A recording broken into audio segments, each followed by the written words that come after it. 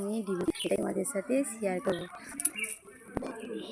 সেদ্ধ করে আলু সেদ্ধ করে রেখেছি, গোটা মশলা দিয়ে ফোড়নে দেবো। এখানে জিরে গুঁড়ো, লঙ্কার গুঁড়ো পেস্ট করা আছে, আর এখানে কাঁচা লঙ্কা আছে, আর আদা বাটা পেস্ট দেবো। ঠিক আছে, পেস্ট দেবো রান্নাতে। তোমাকে দিতে হবে না, প্রথমে ভালোই হয়েছে বাবু দিয়ে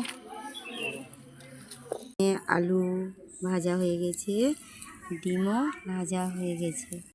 বন্ধুরা, এখানে আমার মশলা কষিয়ে আলু কষানো হয়ে গেছে। এবারে আমি জল ঢালবো। এবারে বন্ধুরা, আমি তরকারিতে জল ঢেলে দেবো।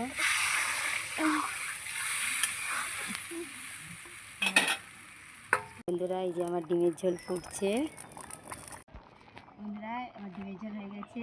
এবারে আমি গরম মশলাটা দিয়ে দেবো, দিয়ে নামিয়ে নেব।